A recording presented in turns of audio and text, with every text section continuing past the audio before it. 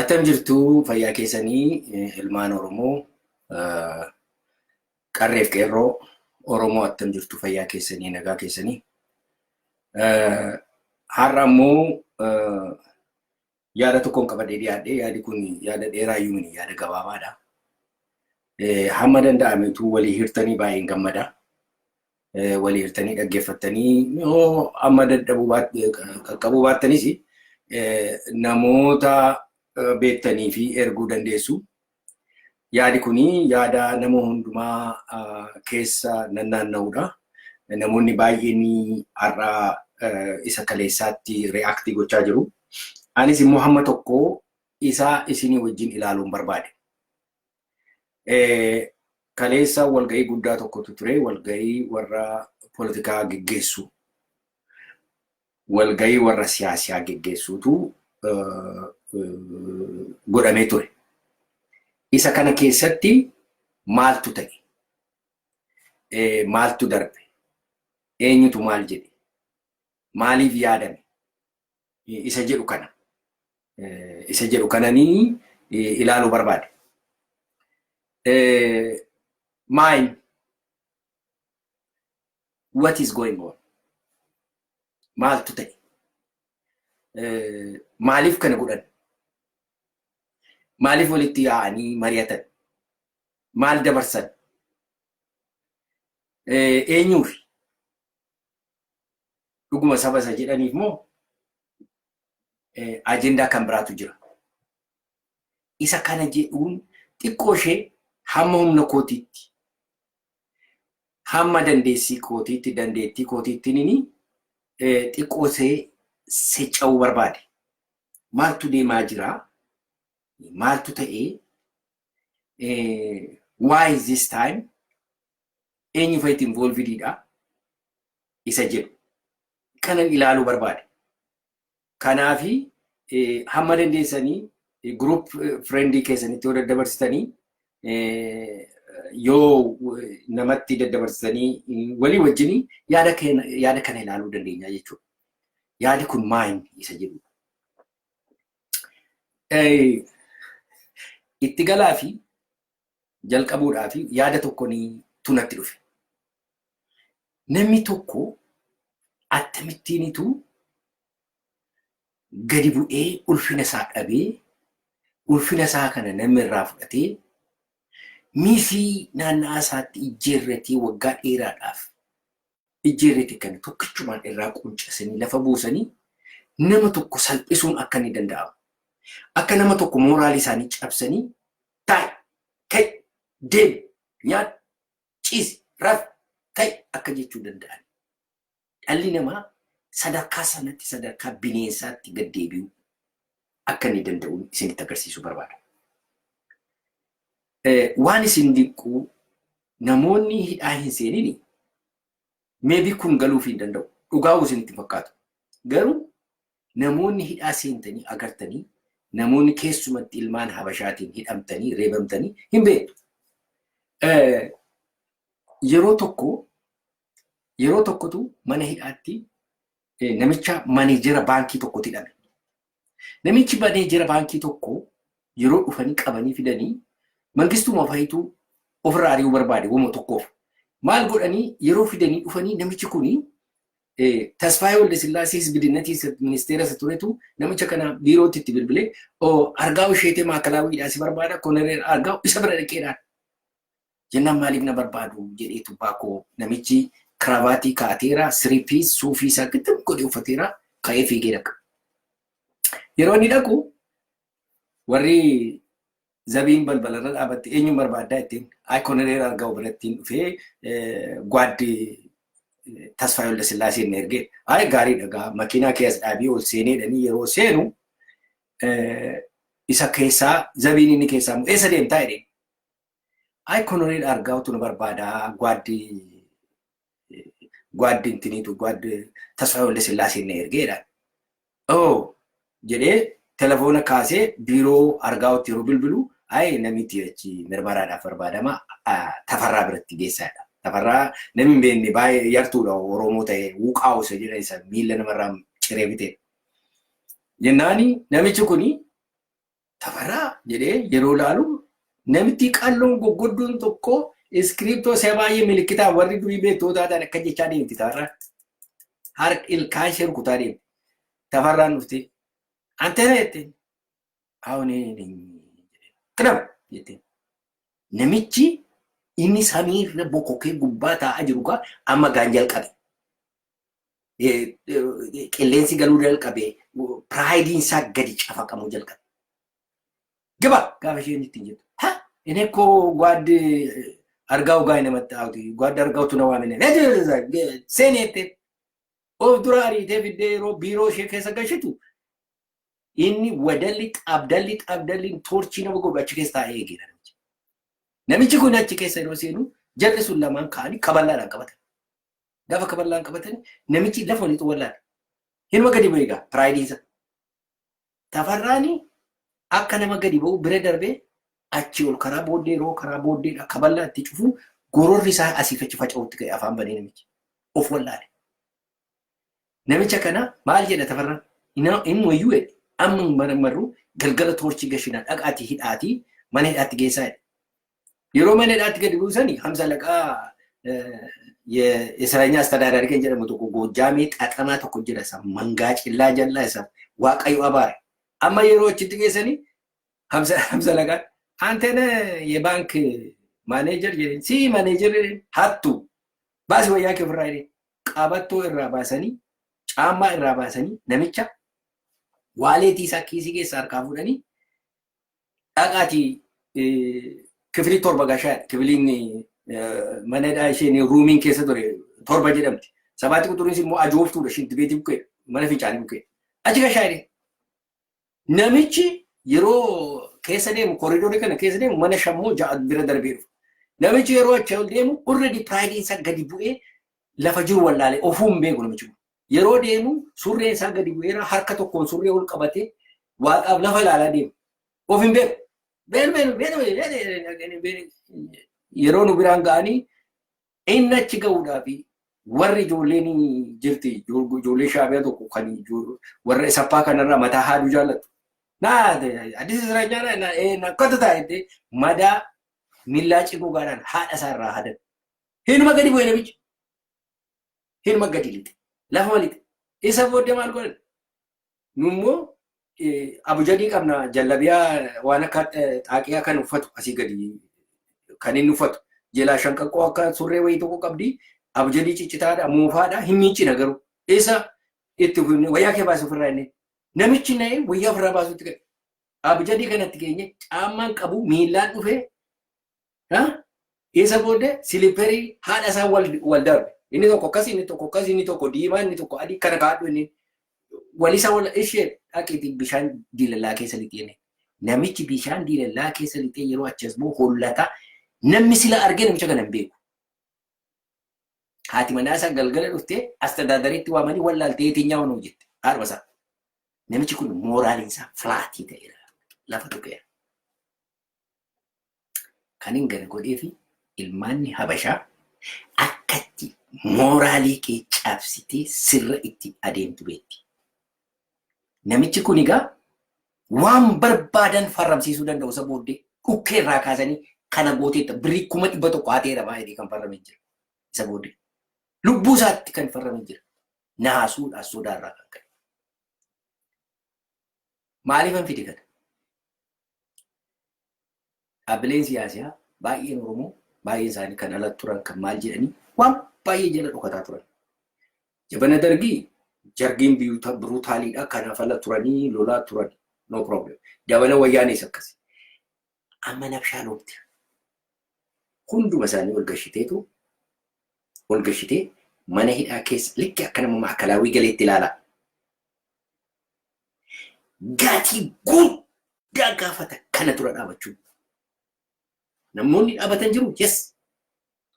Namoonni kunoo gadi ba'aatii dhiifama gaafadhaatii mootummaa keessan dhiifama gaafadhaatii farramaa namni jedhan no ajjeesaa namoonni jedhan jiru.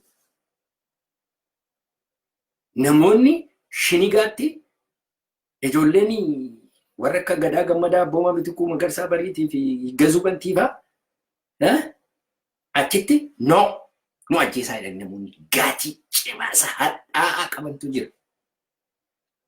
Dhiira garaa sibiilaa jira kan du'a filatu. Namooti immoo akka namicha sanaa tokkichaan filaatii ta'ee wanta habashaan jettu hundumaa fudhatuutu jira. Jarri kun achitti galanii yeroo Oromoon akkasitti dhumu, yeroo Oromoon akkasitti duguugamu, yeroo Wallagga akkasitti dhiigi jigu, yeroo Gujiin jigu, yeroo Diradawaa keessatti Oromoon jigu, guyyaa tokko keessaa guyyaa tokko namni kan dhibee dubbatee jira. Akka nama isa mooraaleen isaa filaatii ba'ee sana filaatii. Jarri kun inhumaaniidha? No, miti. They are helpless. Hundi isaanii yoona kana hoteela isaanii keessa lixanii siree keessa lixanii hin boota. Wayyo maalifan dhufe? Maalifan kanatti seene? Maalifan of salphise? Hamma ammaatti wordii tokko dubbachuu dadhaban. Already hidhaa jiru kaa jirri kun. Amma isaanii kanaan cinqamaa jiru. Mammaasa tokko jira. Jaartii yoo waaqna nyaadhu jettuu fi waraabessa maal nyaadhu jettu waliin barbaada jedhan. Isaanii kana keessa jiru komiitee dhaabna jedhee Abarraa Tolaa gadi yeroo dhufu waan masaayaan Waaqayyo Yesuus gubbaadhaa harka isaa bal'isee harka adii kana goblaa adii fudhatee dhufee isaaniin seelii gochuu dhufe itti fakkaate. Maal cinqaa sana keessaa qaanii sana keessaa akkamittiin saba keenya duratti gadi baana face savingii wayii tokko barbaadaa turan cinqamaa turan. Yeroo Abarraa Tolaa waan akkasii komiitee dhaabna jedhu kana dhugaan seeni jira. Iddis immoo warra ijaan arga waliin barbaanne tarree galii ta'an akka ijoollee xixiqqoo ijoollee kindergaarteniidha. Agartaniitti waan itti dabaluun qabu. Mee ilaalaa uummata Oromoo. Abarraa Tolaa hiriyaa kootii waggaa dheeraa wajjin turre, hidhaa keessa wajjin turre, wal beekna. Kanaan duras warra amantaa kiristaanaa Islaamaa fuudhee dhaqee Mallasitti geessee waan OLF araarsina, OLF gashina jedhee, abaa'oo gashina jedhee Mallas fuutee itti qallitee ani inni wayyuu warra isin caalaa warra OLF sana naa wayya warra ani isaan irraa rakkinan qabu jetti. Pirinsipilii irratti wal lolleetti. Waan adaraa araaraa jedhanii jiru jetti. Yoo dhiira ta'an waraananii agalanii jetti. Kanuma itti Mallas. Kanaan qaana'anii deebi'an. I don't know Abarraani maaliif har'as immoo kana keessa akkam isheen hin beeku. Yes, nan beeka. Abarraan ajendaa mataa isaatii qaba. Walirra ooleef ajendaa mataa isaatii qaba. Inni ajendaan isaa kan biraa. Garuu kana wajjin walirra ooleef. Balleessaa goote Abarra. Ammas. Akka kun eessa iyyuu hin geenye hin beektu. Akka kun eessa ga'aa hin jirre hin beektu. Kana gochuu keetiif baay'ee sitti gadde. Kanuma keessa lixuun nu sirra hin turre. Mee diraamaa kana ilaallu. Ilmaan Oromoo. Mee diraamaa kana ilaallu. Diraamaan kun guyyaa lama walgahii godhatan. Dokumentiin tokko hin jiru. Political situation biyyaa kan assessi godhe hin jiru. Security biyyaa dhumiinsa kana kan tuqe hin jiru. Waa'ee ekonomii biyyaa keessa kan ilaalu hin jiru. Wanta ta'e kana namni dubbate tokko hin jiru. Beera dokumentii beera wanti sana haasa'an. Eenyu beeka wanta sana haasa'an. Jarri taa'ee iskiriiptoo lukkifatee farramu kun maal farramaa jiru? Baay'een hundumatoo gadbu hundumatoo mallatteessa. Maal fa'aa mallatteessu? Maal fa'aa jedhan namni beeku hin jiru. Nobody knows.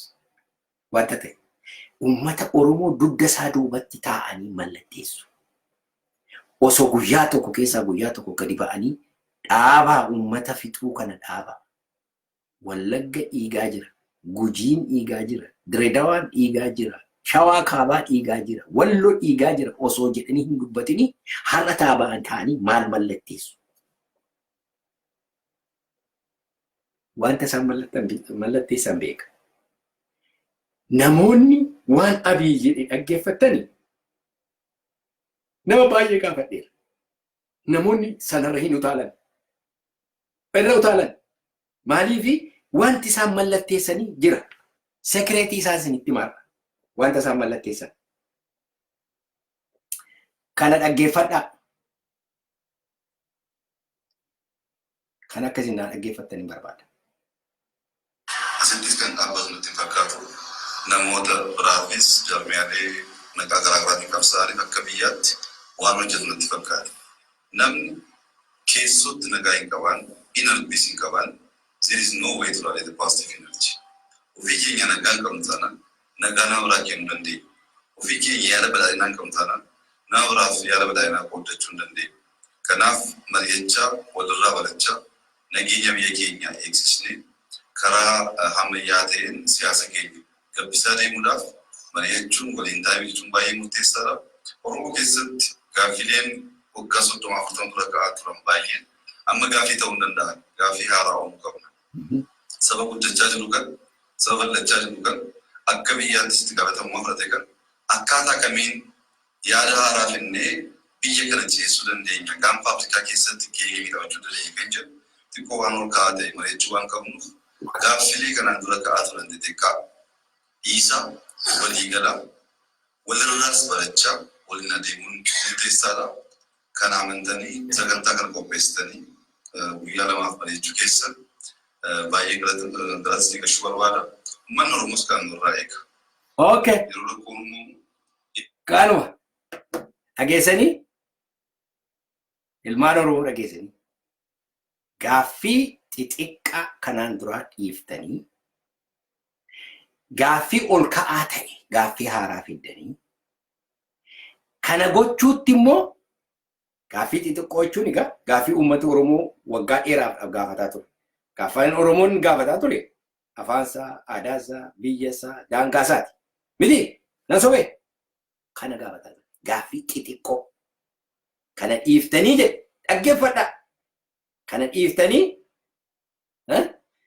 gaaffii yaada ol ka'aa ta'e sophisticated kan ta'e up to date kan ta'e current politics biyya lama addunyaa wajjin kan deemu isa immoo maqaa isaan dhufu. Kana dhiiftanii guyyaa lama walgahii gootanii kanarratti walii galtanii pointiin kun inni guddaa kana qaba. Maalirratti walii galan ilmaan Oromoo? Amma tu isin gaafadhe maalirratti walii galan? Waan isaan irratti walii galanii gaaffii kanaan dura ture dhiisuu irratti walii galan. Namittiin smaartiidha. Maanootu sisiifteetu abarraa tolaa dookumentii kana fuudhee kan inni itti kenne maanootu qanii eega isaan kanarratti walii galanii booddeedha kan inni dhufe. Sabboonummaan nu balleesse. Gaaffiin sabboonummaa hin ta'u. Kuni Oromoo balleesse. Kun baduu qaba. Kanaafi warri gaaffii sabboonummaa kaasan lafarraa dhumuu qaba. Wallagga dhumuu qaba. Gujiin dhumuu qaba. Dirreedawaan dhumuu qaba. Harargeen dhumuu qaba. Walloon dhumuu qaba. Shawaan kaabaa dhumuu qaba. Gaaffii sabboonummaa kaasan. Gaaffii abbaa biyyummaa kaasan. Gaaffii afaanii kaasan. Gaaffii aadaa kaasan. Gaaffii walqixxummaa kaasan. Warri kuni dhumuu qaba. Kanatti walii galtanii jedhe na waamuu keessanii jedhe. Dhaggeeffadhaa ilmaan Oromoo. Jarri kun kanarratti walii galan. Lafa isaan deemanitti kana gaafadhaa. Dookumentii irratti walii galtan nutti agarsiisaa. Maalli isin mallatteessitan nutti agarsiisaa. Jedha gaafadhaa. Isinitti himani. Maalirratti walii mallatteessan jirri kun? Maal wal gaafatan? Maalirratti agrii godhan? Yaadi sophisticated sun, yaadi ol ka'aan kun, yaadi karantii ta'e kun, yaadi ol ka'aa inni abii jedhee kaasu kun maayini? Yaadi sophisticated kun inni sakam laata? Inni Oromoo kan sa'a kana jalaa dhokate. Horii kana jalaa inni dhokate sakam? Kana ilmaan Oromoo. Wanta Doktor Abiy hin beekne Oromoon kana bira darbee kuteera. Oromooni already meeshaa kaasee ofirraa lolachuutti ka'eera. Gaaffii koo lafa hin kaa'u jechuutti ka'eera. Karantiin egaa isa kana. Yaadi ol ka'aa jechuun gaaffii isa jiru kana chaalenjii gochuudha. Gaaffii anti-colonial kan ta'e. gaaffii anti-colonial questioning yeroo ka'u hamma gaaffiin colonizersiin completely biyya sana gadhiisanitti hin deebi'u. Waggaa 100 ta'u. Waggaa 100 haloluu waggaa 300 colonialistiin hamma biyyi inni koloneeffate sun dhiisee relationiin sun cabutti gaaffiin sun ka'an jiru Dr. Abiy. Ofuma rakkat atis immoo dabarta akkuma Haile Sillaasee akkuma Minilik utuma wallaansoorra utuma ilmaan Amaaraa kana laappii keerratti baattu dabarta wajjiniin. Kan biraani waan isin gaddisiisutu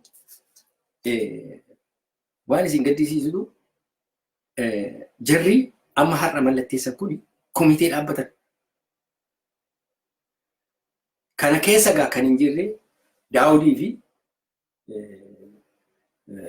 Mararaa. Jarri lamaan kuni kana keessatti fitiin godhan. Komitee kana keessatti kan dhaabbate hundumtu OPDOdha. Akka jirutti. Warri ODF itti baqnee irraa jedhan nama lama keessa jira. Warri kan biraanis mootummaa kana deeggaruu dhufne malee mootummaa sana dura isaanis OPDOdha. Jawaar OPDOdha. Komitee shanan dhaabate waanuma isiin dinquudhaaf hundi isaanii OPDOdha.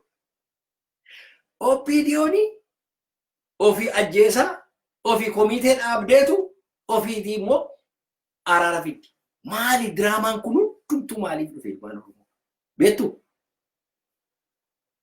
Ishee amma sodaatamu irreecha kana jala darbuu duwwaadhaaf.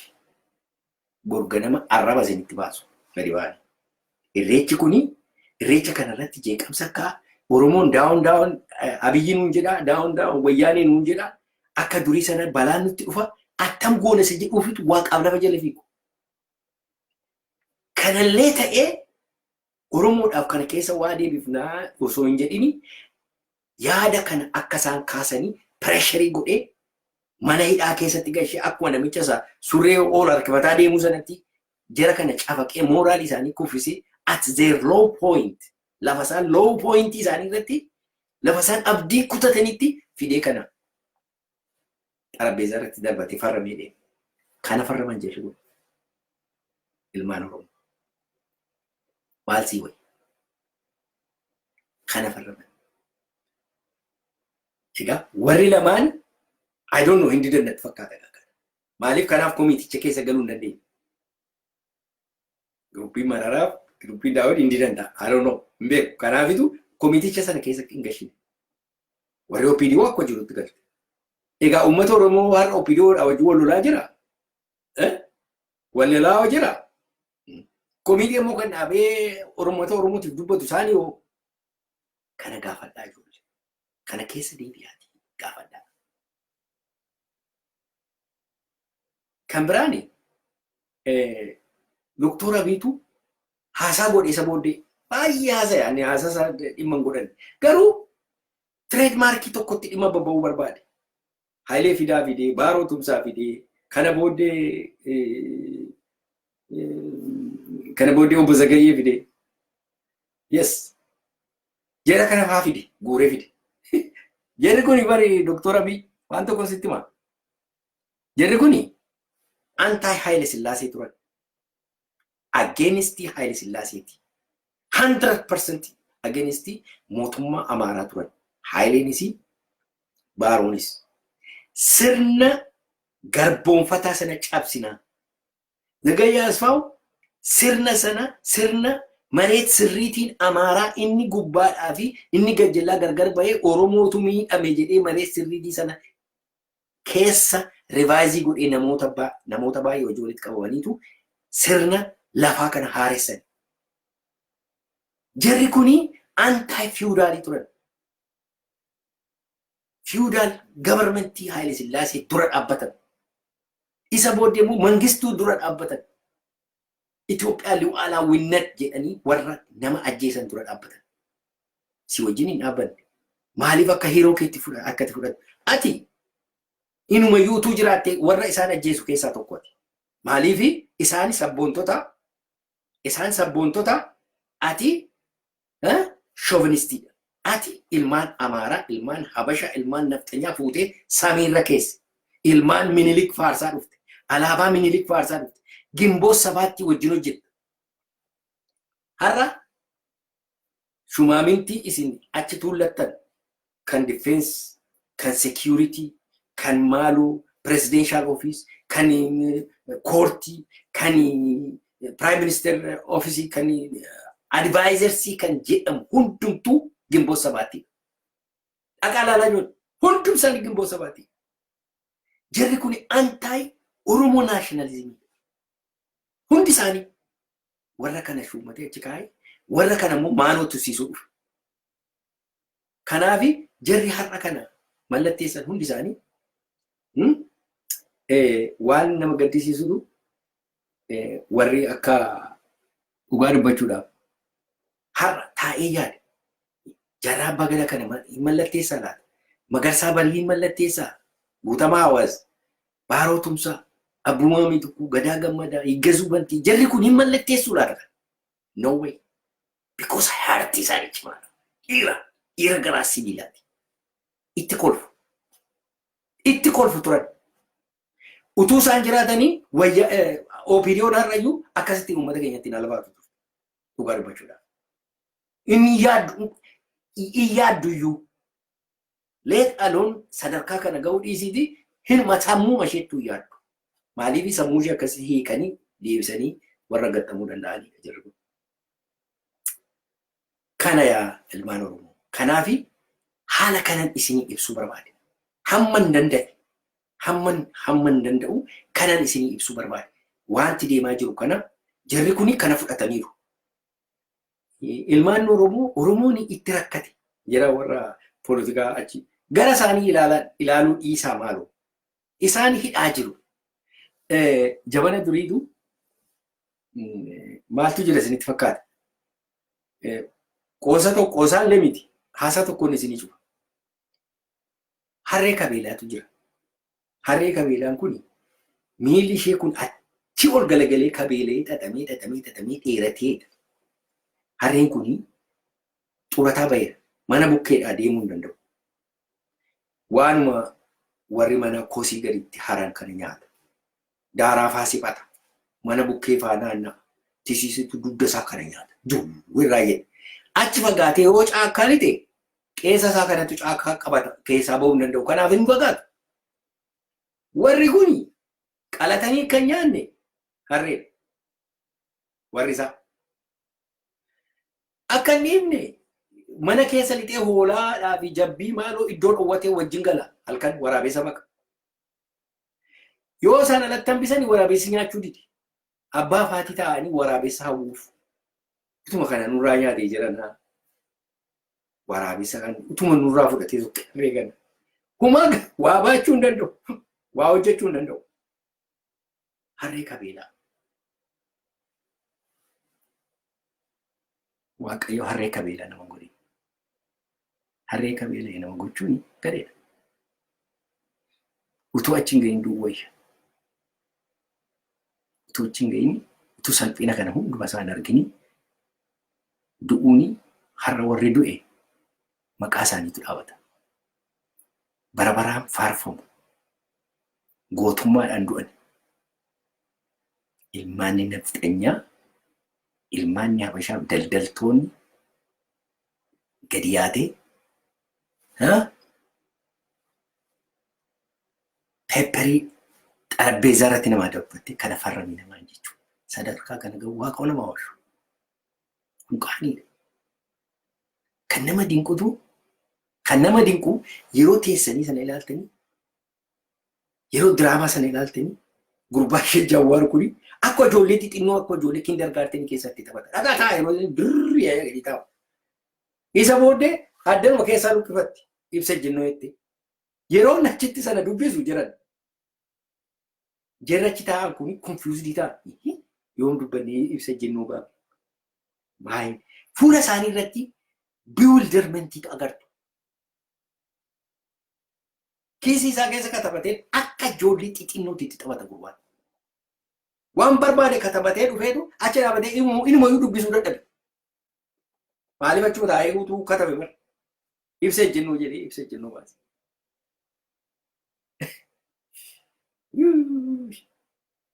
kana waaqayyo nama oolchu ilmaan Oromoo gataa kana Mataa keessan keessaa baasaa.